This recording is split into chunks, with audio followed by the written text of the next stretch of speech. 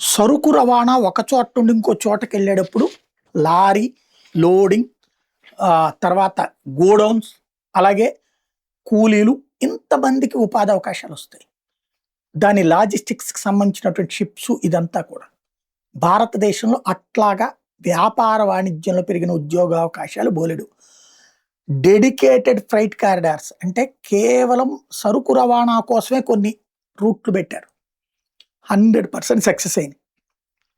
దేశంలో solar capability అన్నటువంటిది విపరీతంగా పెంచబడ్డది. సో విద్యుత్తు, సూర్యరశ్మి ఆధారంగా బోల్డ్ అంతా కలెక్ట్ చేస్తున్నాం.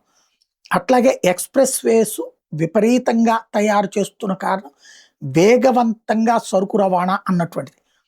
మరొక వైపును చూస్తే పోర్టు కెపాసిటీని దేశవ్యాప్తంగా పెంచాం. అలాగే రైల్వేల ద్వారా అయ్యే ఖర్చు, విద్యుత్ ఖర్చుని తగ్గించడానికి రైల్వే ఎలక్ట్రిఫికేషన్, సోలార్తో లింక్ చేసి పెట్టాం. అట్లాగే జాతీయ రహదారులు విపరీతమైనటువంటి గ్రోత్ జరిగింది. గత 12 ఏళ్లలో జరిగిన అభివృద్ధిలో ఇవి ప్రాథమికమైనవి. ప్రపంచ దేశాలు కూడా విస్తుపోయి భారత్ వైపు చూస్తున్నాయి. Make in India, made in ఇండియాలో భాగంగా మనం ఆయుధ తయారీ రంగంలో కూడా స్వయం సమృద్ధి దిశగా అడుగులు వేస్తున్నాం. ఫార్మా రంగంలో అద్భుతమైనటువంటి ప్రగతి సాధించాం. అలాగే ఎక్స్పోర్ట్ సిస్టంలో మార్పులు చేయగలిగాం. ఇవన్నీ ఇప్పుడు చెడగొట్టడానికి, అసంతృప్తిని ఒక అస్త్రంగా చేసుకుని తీసుకొచ్చే ప్రయత్నం అయితే ఇండియాలో జరుగుతుంది.